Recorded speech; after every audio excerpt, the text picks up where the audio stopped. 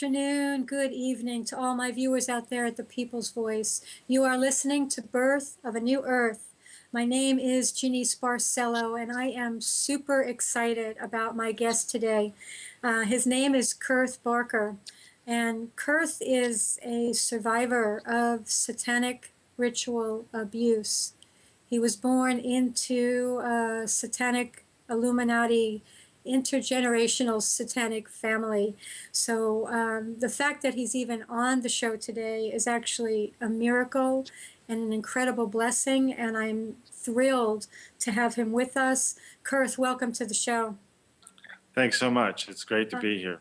Yeah, it's exciting for me because I know I've known you for a couple of years, and it was hard at first when I met you. It was hard for you to be on the radio and talking about your history, and here you are on the People's Voice, ready to share with the world what's gone on. So I want to thank you from my heart. Well, you're quite welcome, and thanks so much for inviting me on the show. And you're right, it was difficult at first. I've been communicating for some time I was on KOPN radio in Columbia, Missouri for a while. And I did from time to time talk about the Illuminati on that radio program till people at the radio station got pretty uncomfortable about me talking about Satanism and the Illuminati. It was hard for them, huh? Yeah, I think it was a bit, people, I think, start to get afraid when you start talking about it. And we did have a situation where we had like black military helicopters buzzing the property where I was staying and things like that. Yeah. And so that's the beautiful thing about the People's Voice, you know, is that David Icke has done so much work into this area and published so much of it. So everything has been made known, and the viewers here are already kind of hip to this information, but the blessing of talking to an actual survivor is something that I can't really express in words. What a gift you are to be willing to share about it. I wonder if you would, for my viewers, share a little bit about your history and what's happened to you, and maybe even how you got free. All right. And first, like to say, I really admire what David Icke has done. I'm familiar with his materials, and I had an older relative who was what I would call probably a mid-ranking Illuminati member. My mother and father were not involved with Satanism or the Illuminati, and they were basically clueless about it. But so I wasn't really in a household where people were practicing Satanism. They were just ordinary Christians and very decent people. But because I have certain ancestry, some Freemasons and other ancestry that interested them, and older relatives and so forth, so they wanted to recruit me in. And they have methods for kind of systematically recruiting you in, and they start very, very early, and they have it's a complex system. I mean, they've been doing this for a long time. That's interesting. So when you say intergenerational, it's not your parents. It's of your brother. Yeah, they're very careful about who they recruit. So they're not inclusive. They're very particular about who they want. I had certain characteristics that they really wanted. For one thing, they don't want a child who's going to blab a lot or talk a lot. My father, he was a good guy, but every thought that ever went into his brain came out of his mouth. I mean, he would never have been able to keep secrets. I see. And the way that my first memory of having anything to do with this was when I was about 6 years old. And there was this woman, she was a nanny that had been, basically arranged for, who would come and babysit at our house when my parents wanted to go out on weekends and so forth. her name was Shotzi, and she had a German accent. And she would give us hot chocolate and drug us into unconsciousness. And then she would take me to a nearby house. And the house where we actually lived in the suburbs of St. Louis was actually in a neighborhood, and the house had been arranged for by um, older relatives. And so my parents were glad to have gotten a nice house in a nice neighborhood, but close by there were actually people in the Satanic Coven who lived there, so they could have access to me. And they always, when dealing with children, they always enter in a bizarre, super, surrealistic elements. And so, for example, the leader would wear a Frankenstein Halloween mask, and he would do bizarre things, like he was able to darken the room, and he had a tightrope, and so you couldn't see it because of the dark, and it would appear like he would come into the room with a Frankenstein mask and a black cape, walking on the air. So I remember telling my mother the next day that Shotzi had taken me someplace and I had seen Frankenstein walking on the air. And so my mother convinced me that it had just been a nightmare, even though in my own mind it hadn't. And they have techniques that basically split off your personality and things of that sort, so that, it's very systematic. I mean, they've Yeah. been doing it a long time. When you say they've been doing it for a long time, do you have a sense of how long this has been happening? Well, yeah, I mean, the official starting date of the Illuminati is September 1st, 1776, but Luciferian secret societies existed in Europe prior to that time. The Illuminati was just a way of organizing them into one group for the purpose of conquering the entire world. And it arose out of secret societies in Europe.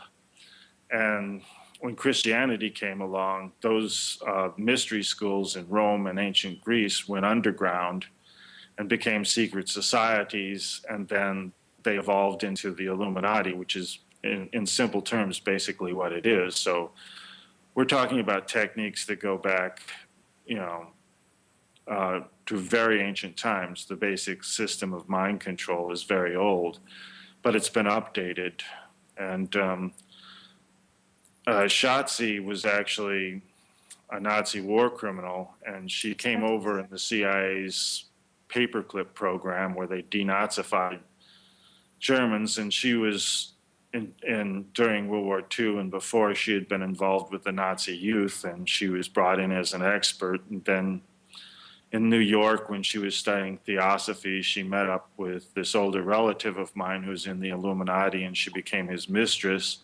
Then he arranged for her to become the nanny at the household I was living. Oh, I see. Okay. So she was doing something that was a little bit different than the traditional stuff, because the Nazis had been experimenting and they'd been studying psychiatry, and the CIA was into MK Ultra mind control. And some of the stuff that she was doing with me and the other children was probably pretty experimental. But I see. Would you say that you're a victim of MK Ultra mind control? I'd say I was the victim of the early experimental attempts, and they didn't. Most people think of MK Ultra as being certain specific things, like where they combine shock treatment and psychiatric drugs with playing tape recordings, which they called driving. Well, they didn't really do that, but the letters MK are for mind control, and it's German control, the K for Yeah. control. Yeah. So it's really a German, it's really, what's been declassified isn't the whole story. There was a whole bunch of stuff that came out of Nazi Germany. So I wasn't given shock treatment, and they didn't do psychic driving with the recordings. But Shotzi knew all these different techniques. I think the real word is called trauma-based mind control. Hmm. And there's these techniques that basically for torturing children that don't leave scars, and Shotzi knew all of them. She did, huh? Would you be willing to share some of what you experienced? Like, what are some of these techniques that don't leave scars, but that really torture children? Well, one of the most torturous one is to simply put a child in a padded box, and that was done to me a number of times. And the box is padded all around so that you don't bruise yourself. And of course, it's psychologically terrifying to be in a box where you don't know when you're going to be let out. And at first you start screaming and begging for help, and then you try to negotiate, and then you start freaking out and praying to God, and then screaming "mommy" until you become completely hysterical and go into Oh my uh, God. a dissociated state, basically. And I remember the experience. The box always smelled like urine because every child that's put in there eventually urinates on himself or herself, and it's very painful. It's very physically painful because even when you're asleep, your body is moving around, and your body has to move. Your muscles have to move, and when you can't move them, then they start to experience pain. So it's becomes over a long enough period of time intensely painful, and you dissociate completely. And once you're dissociated, then they can start programming you. It's how they try to build a new personality. So, how long did they leave you in a box for, and how big was this box? Um, I would say the box was like a child-sized coffin. It was approximately my size. There might have been a couple of feet at the end, but it was basically just big enough that I wouldn't suffocate and could only move my arms and legs a few inches, basically. Oh my God. How long did they leave you in there for, Kerth? Well, time is subjective, and so it's difficult to say. I mean, it seemed like forever, Yeah, yeah. and um, they basically, I think, are going by the point where they're certain you're dissociated, and it also, in some cases, it seemed to be involved with a ritual. One time, they gave me some kind of belladonna kind of drug, I see. and I was hallucinating, and I know they were performing a satanic ritual. I think they were trying to uh, invoke a demon to possess me, Yeah. and, and in the hallucination state, I don't know if I actually went exterior to my body or it was hallucination, but I felt like I was floating above the box, and I could see creatures in the room with them, and some of them look like angels and some of them look like demons, and it was a very strange experience.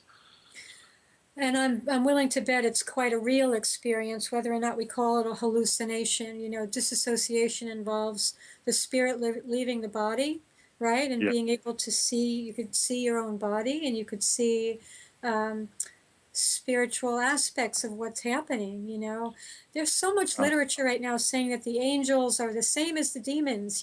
Basically that there's a lot of fallen angels that have turned to the dark side. So it doesn't surprise me that there's angels in the space during a satanic ritual well, with trying to possess you with a demon. well, actually, I would say that the angels were not cooperating with the demons. It was like they were actually doing some sort of psychic warfare with each other. Ah, really? So, Were they yeah, trying to protect you? yeah, I do remember one thing that was sort of profound at the time when I was looking at them, and one of these angelic creatures that really just looked like a human being, but sort of translucent and glowing with light. He looked over at me like he could see me, and he said, "It's very important. Don't be afraid." And suddenly, I wasn't afraid anymore. It was like something washed over me, and I felt like nothing these people were going to do to me ever again was going to really harm me. and I went back into my body, and eventually they let me out. And they didn't seem to be very happy with the results because instead of being hysterical as usual, I was completely calm and not afraid of them. And I Wow, don't so you were like that. empowered. Oh my God. Oh my God. Well, I'm excited to hear that. Do you think that that's happening with a lot of children? Um, Do you know well, other children that have gone through this? yeah, I do. I mean, I have talked with people. I'm not presently in contact with anybody, but after I was about 16 years old, something happened, and then I got connected with a group of people who were in sort of people who were on the fringe of the Illuminati and some who were in the Illuminati, a kind of resistance group. And they had therapy systems, and I did talk to other people who had been subjected to abuse, some of whom were able to get out of it. And Hey, Kerth, uh, I, uh, I hate to interrupt you, but it sounds like we have to go to break. I sure. would love to pick up the conversation again at this point where we can talk about the other people that you know who are also involved in being tortured like this. So please stick around, folks. This is an amazing show, and we'll be back in just a few seconds.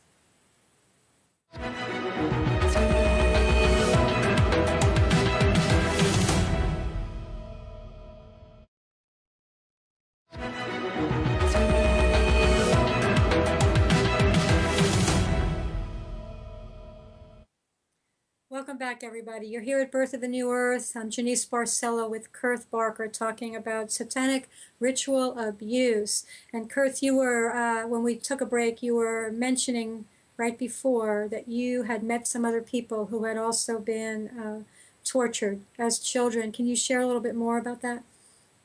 Yeah, and I wanted to mention that there's a website, thoughtcrimeradio.net, and my name is spelled Kerth, and Mm-hmm. it's Kerth, and that means the strong spear, by the way. And if you look on thoughtcrimeradio.net, you'll see postings by Kerth, and I put out something called an article called Fabian Therapy, and I talk a little bit about some therapy systems that were used to help people who had been subjected to trauma-based mind control. And they're very advanced, and they're different probably than anything you've ever heard about.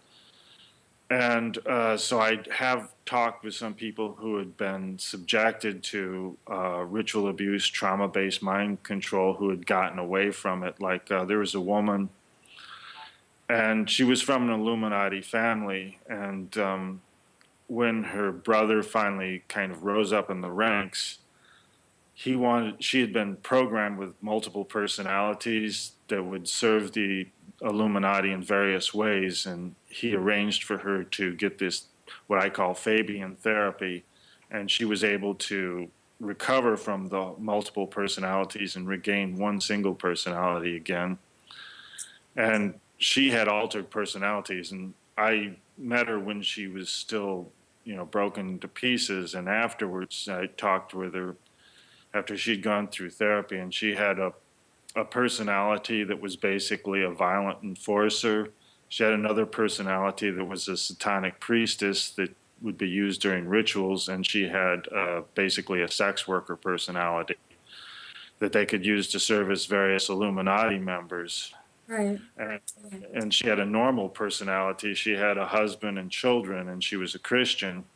And the integration of all of this was just, it was a very emotional thing. But she was able to eventually get to where she was living a normal life. But I mean, when you start remembering this stuff, it could be very difficult to integrate it all in. I mean, she had been through to basically, hell and back. I mean, it was terrible. Yeah. Did you also have multiple personalities or no? Well, I was very close to being that way, and I did have periods where I couldn't remember what had happened. Um, and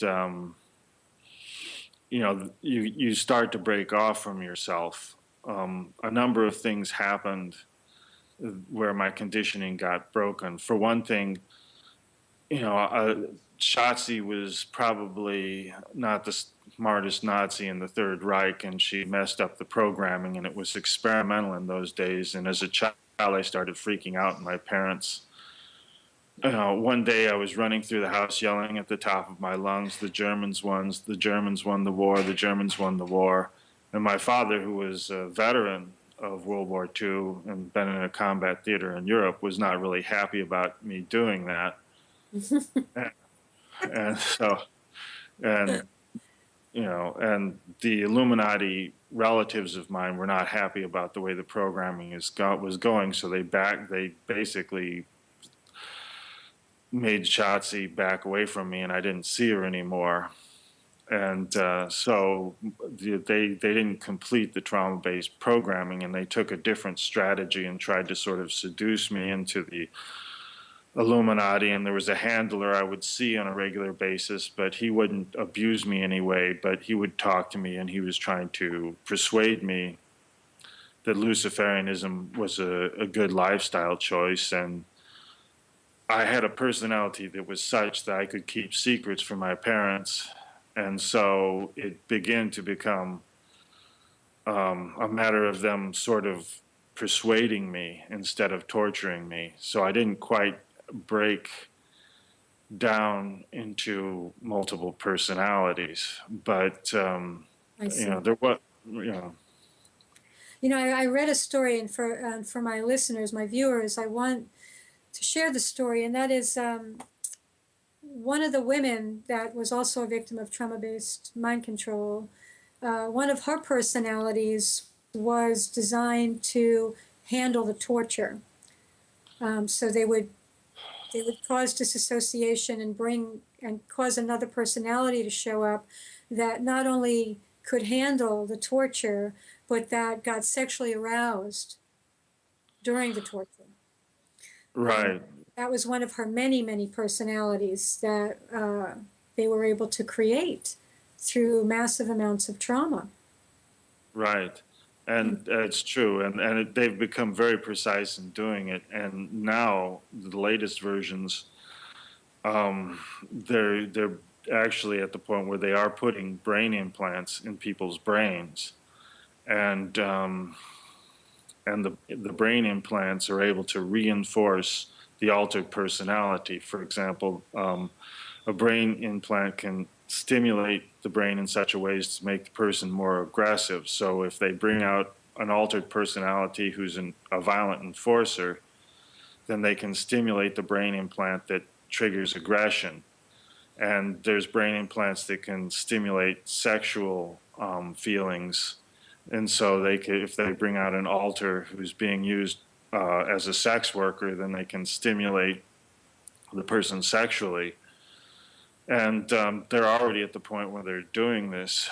And I think there may be some famous people who have been implanted with both, not only the monarch mind control, but also the neural implants that go into the brain at this point. It's just, it's overwhelming to me to think about how diabolical this is. Do you know the difference between MK Ultra programming and Monarch programming? Well, these are just different names that are used. The public became aware of MK Ultra because of, I believe it's because of a psychiatrist who was in Canada, and he was probably pretty incompetent, but he was working for the CIA. And so most people think of MK Ultra as where a person's given shock treatment and then they're forced to listen to recorded messages. I think that's called psychic driving. Okay. And they may have psychiatric drugs. That technique is isn't very effective. Monarch mind control is trauma-based mind control, and they torture a person in different ways. Things like they can do things like spinning or boxing a person, um, and they can mess with their mind, psychological torture until they become so traumatized that they disassociate, and then they can be programmed. But You had shared with me something personal, a personal experience regarding your dog. Would you be willing to share that on the air? yeah, one thing that they did to try was that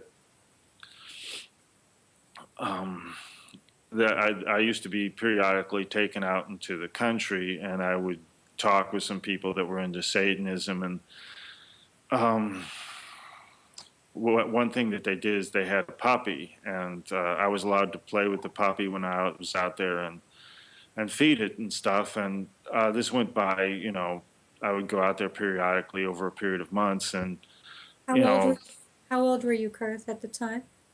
at that time I was about 11 years old, I think. Okay. And after I had bonded with the puppy, they forced me to drown the dog to kill it. And, I didn't really want to be tortured in some bad way, like being boxed again or something. So it was very conflictive.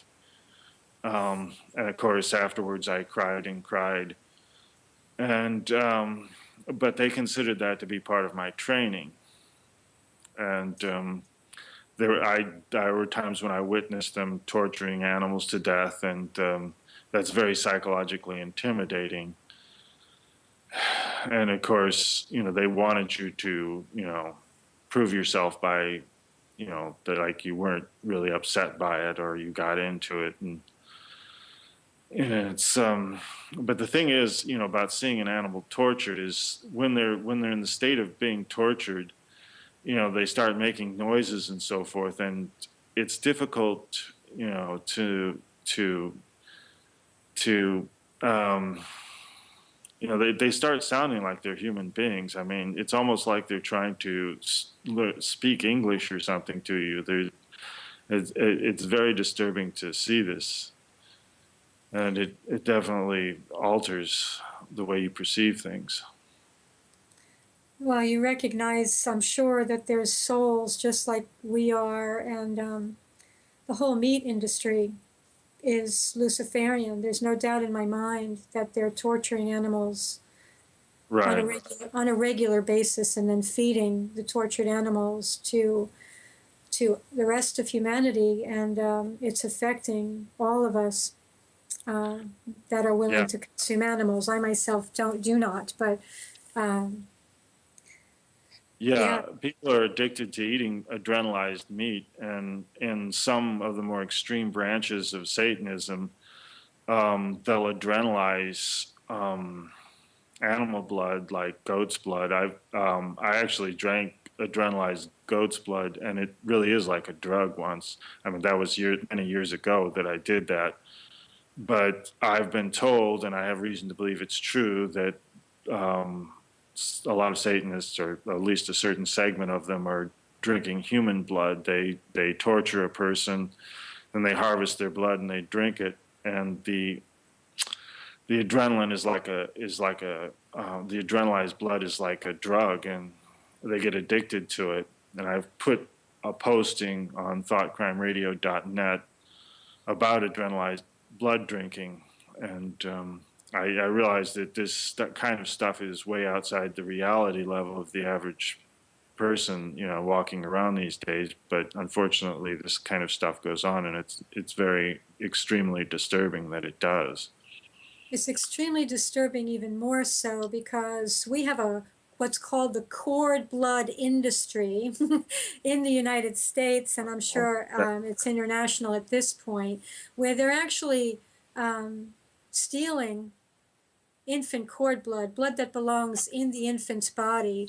And because it's being stolen, the infant is born in a hemorrhage state and suffers greatly as a result of having their cord blood harvested by Yeah, these Luciferian forces. And I'm quite certain that the cord blood is not being stored, that it is being consumed in satanic rituals, Luciferian rituals. I guess there's a difference, like Luciferians are a higher order of evil well, than Satanists, or what? well, it depends. I mean, I've certainly known people who make the distinction between the word, and the word Lucifer can have a wide variety of meanings, some of which are not negative, like the Statue of Liberty in a Freemasonic sense would be a Luciferian statue because she's holding a torch in her hand, but she's bringing enlightenment to the world. So that's not necessarily, I don't think of the Statue of Liberty as a symbol for evil by any means. In the broadest, in one definition of the word Luciferianism, but in other definitions, it has other meanings. I've known Satanists who distinguish the difference between the word Lucifer and the word Satan. Satan is associated with the planet Saturn and is associated with Baal, an ancient god. And Lucifer is associated with the planet Venus and may be associated with Ashereth. So, some Satanists make this distinction. Anton LaVey in his Satanic Bible says Satan is Lucifer, Lucifer is Satan. So it would depend on, there are different forms of Satanism and they define things in different ways. Albert Pike would tend to view Lucifer in a positive sense. And Now, I know we'll have to go to break very soon here, but I want to say this, that my understanding is that Lucifer was an angel and wanted, he believed that he was equal to God. And there was a battle that ensued because he wanted to prove himself as powerful as God. So they call him a fallen angel. And there's been a spiritual competition going on ever since between Lucifer, or with Lucifer trying to prove that he's as powerful as the real creator. But what Lucifer does is he takes what the creator creates. This is what Satanists do as well. And they distort and destroy it. So every beautiful thing in the natural world is now being poisoned, for example. Go ahead. Did you want to say something, Kerth? Well, yeah, that's why they're geoforming everything, with the chemtrails that can be seen in the sky. I mean, this insanity of destroying the natural world. You're very right on what you're saying. It's a spiritual battle, you see. So they think they're getting off on the idea that we can destroy what God creates. Yeah, and they're like, cheering, thinking this is a great thing that they're doing. And they're all, supporting Lucifer to show how powerful Lucifer is. So it's interesting to get people thinking along the lines of the spiritual battle that's actually happening. And it is for our souls, folks. It's very, very, very heavy duty. So it's important that we know about it. We do have to go to break, so I'm going to invite you to stick around because we've got more time coming with Kerth Barker, and I'm very excited. Stay with us. We'll be right back.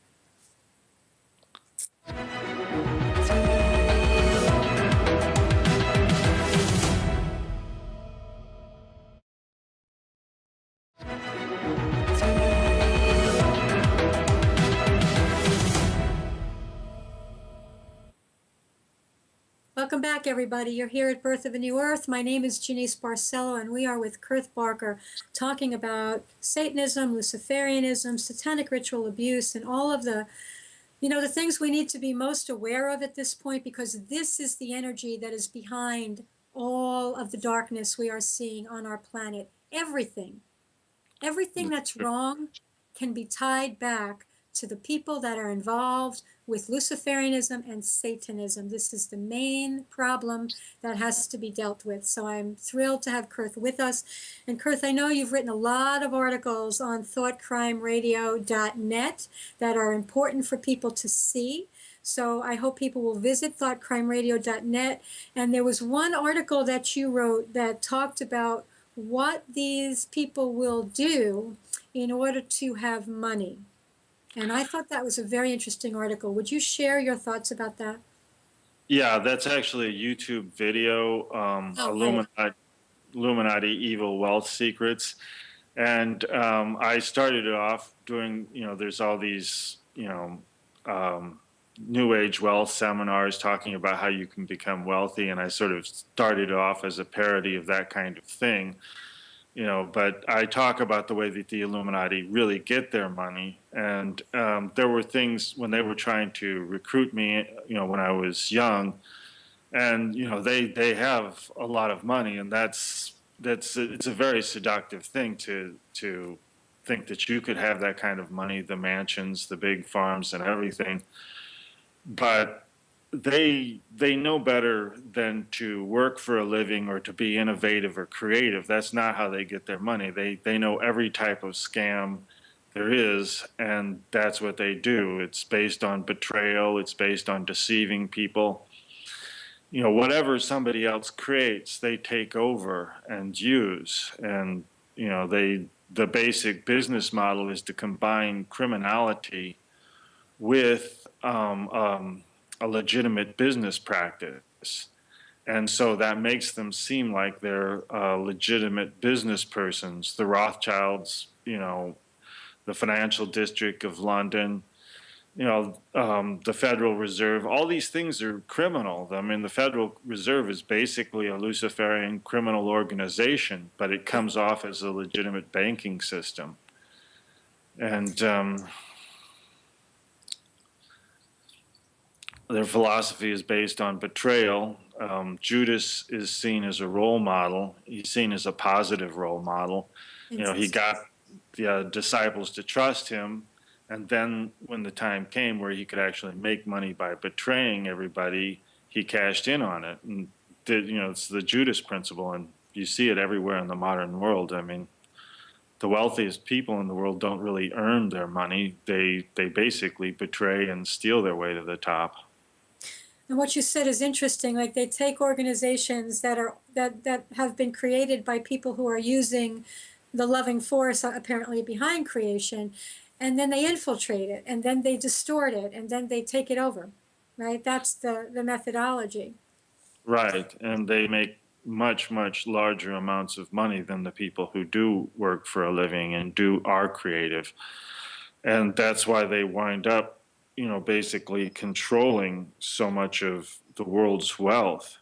And it's a precise methodology. At this point, it's almost a science. I mean, they use computers, and the technocrats who work for them, as you know, and they have computer models, and they're basically siphoning everybody's wealth off of everybody so fast that, you know, 1% of the world is controlling virtually all the world's wealth, and everybody else is being driven into poverty at a terribly fast rate.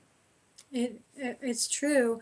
You know, I've had this question coming up over the last couple of weeks, and that is, okay, so the dark ones know that if they call on Satan or Lucifer, that they can then gain power in the material world, so that they can have money and they can have lots of status or fame, something like that, in the material world. And so those of us who are not willing to align ourselves with the dark forces, does that mean we're destined not to have money? Do you have any thoughts about that? I don't think that that's actually true. I think that if you align yourself with the Creator, He will make sure that you have whatever prosperity you need Yeah, in order to that's the, co-create your life with the Creator. yeah. But you're not necessarily going to, you know, have 20 mansions and stuff like that. I mean, but I think true prosperity is possible by aligning your life with the Creator, and these people have no control of their lives. I mean, on paper, theoretically, they have huge amounts of wealth, but they're really beaten down slaves. These are not really happy people. So, you know, if you have a big mansion, but you're being controlled by the Illuminati, this is not a happy state. I mean, you're definitely in a terrible rat race. These are desperately unhappy people, morbid sociopaths, and they may, you know, be able to have sex however they want to and do drugs and things like that. But these are substitutes for authentic happiness. They're not really enjoying prosperity. So the path of aligning yourself with the Creator is definitely the way to true prosperity and happiness. Yeah, it's interesting. And when you say, you know, they can have sex in whatever ways they want, as depraved as they want, you know, Right. what they're not able to connect with is authentic human love. And I think they've done a number on all of us through hospital birth, through torturing us during the birth process, that we're Yeah, all having trouble, accessing authentic experiences of human love. But bottom line, folks, that's what we're all really seeking and needing, right. not a bunch of mansions. You said something interesting before, Kerth, that the Federal Reserve is a Luciferian institution. Can you say more about that? Yeah, they call it the temple for a reason. I mean, it really is a branch of a Luciferian religion, and it's built like a temple for a reason. And the entire thing is a scam. It's debt-based money. It's ridiculous that we allow them. We go into debt every time they print money for us.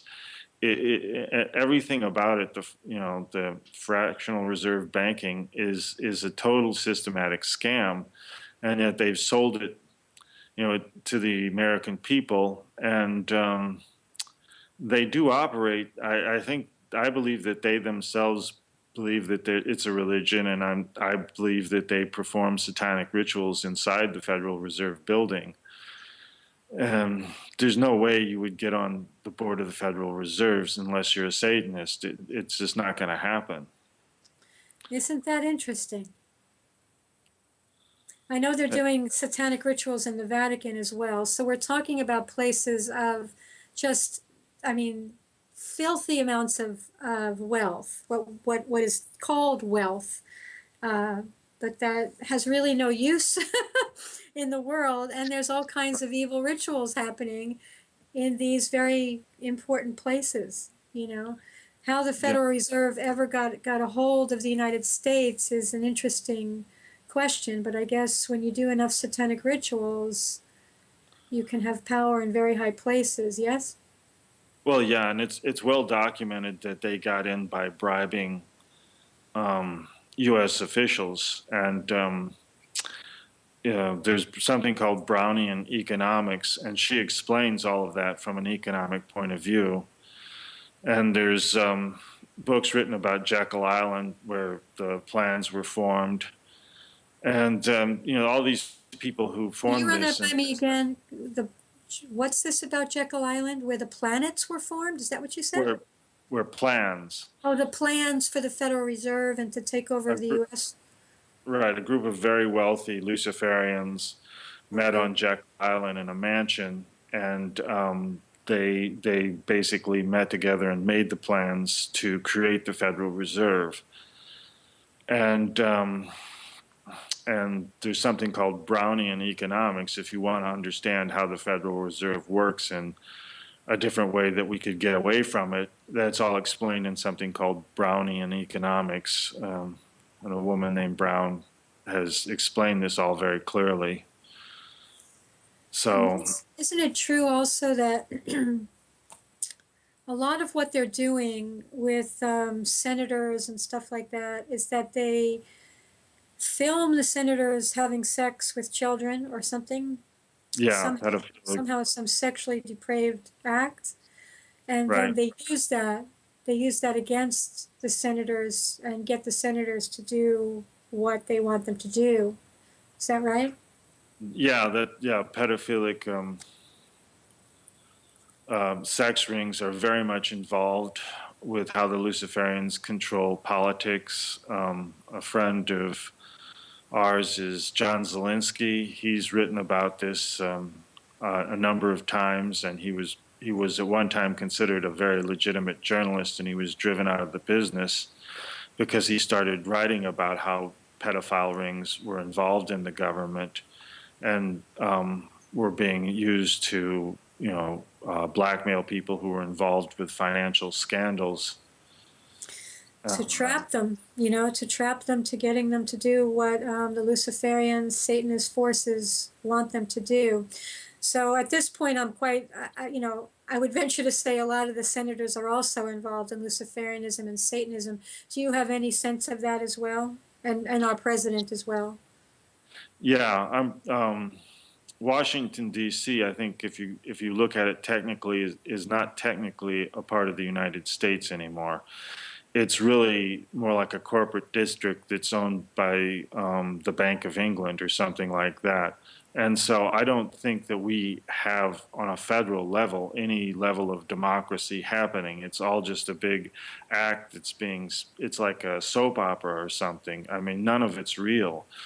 But they create what's known as a dialectic. They create a false argument, a false dialogue that looks like a real argument, but it's all being controlled. The Republicans versus the Democrats, and they appear to be arguing issues, but in reality, this is all being managed, and it's just distracting the public who can't figure out why the politicians can't actually do anything that benefits us.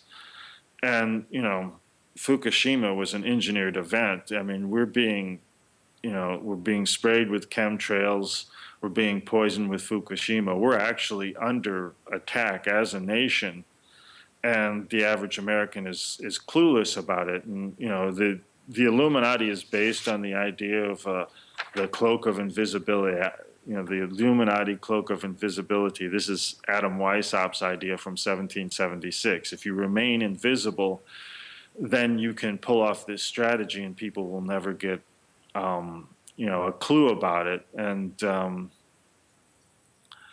But look what at I this. I mean, look at this. How many people are coming forward to talk about it? So right, they're not invisible anymore. Many of us are seeing how they right. work, what they're doing. Yeah, my goal has been to try to tear asunder the Illuminati cloak of invisibility. The Illuminati cloak of invisibility. Yeah. And we're going to reveal it all. Even, the whole of Washington, D.C.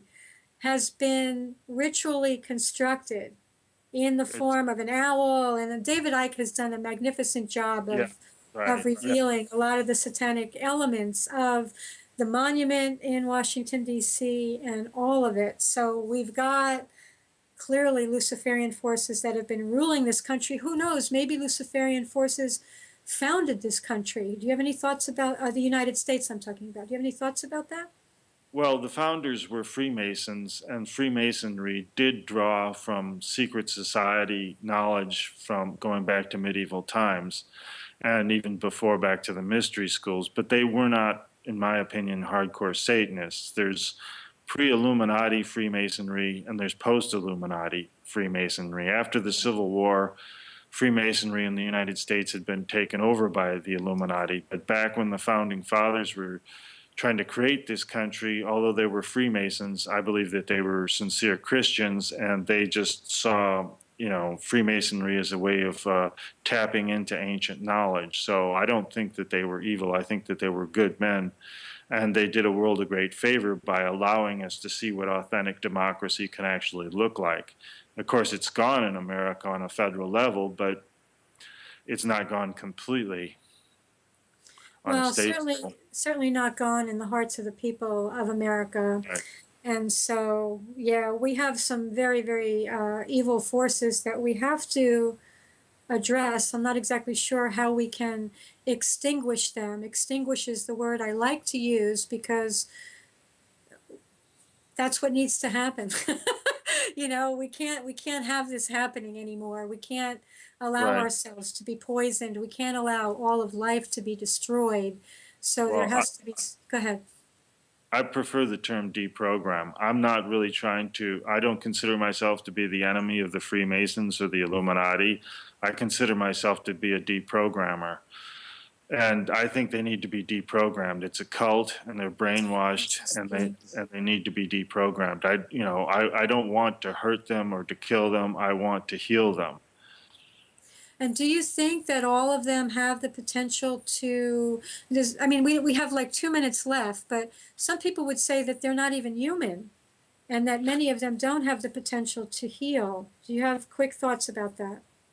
Some of them do, and everybody who can be saved should be saved. Okay. I mean, and so you have to do what you can. And ultimately, yeah, if we start confronting them with the truth and enough people wake up, it will force deprogramming. And, a lot of them have lost themselves to a great degree.